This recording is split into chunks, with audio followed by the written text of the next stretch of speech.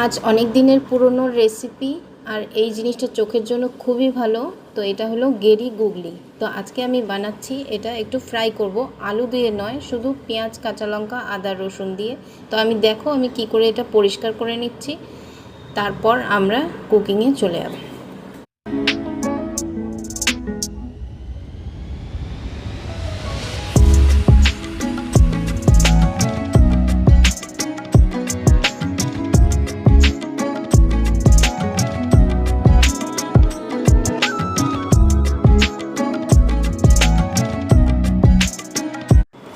এইভাবে একটা সেফটি পিনের মাধ্যমে আপনারা গুগলিগুলোকে এরকম করে বের করে নেবেন। পরিষ্কার হয়ে গেছে। এবার আমরা কুকিং প্রসেসে চলে যাব।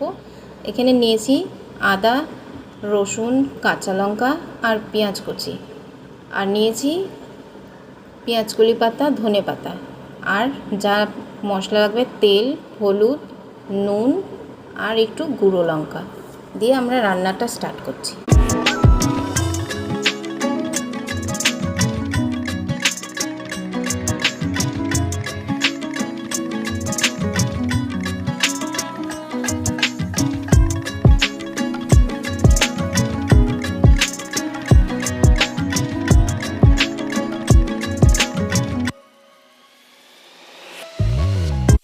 এখন সব ভাজা হয়ে গেছে, পেঁয়াজ, আদা, রসুন। এখন আমি গুগলিগুলো পরিষ্কার করে রেখেছিলাম, ওগুলো দিয়ে ভালো করে ভেজে নেব।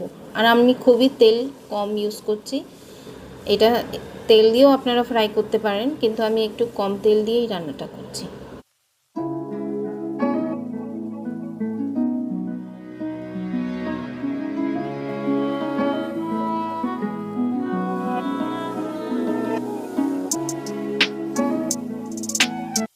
তোমরা চাইলে এটা তরকারির মতন করেও খেতে পারো বা ভাজাও খেতে পারো। যেরকম আমি পেঁয়াজ, কাঁচা লঙ্কা, আদা, রসুন দিয়ে ভাজা করছি, এরকম করেও খেতে খুবই ভালো লাগে।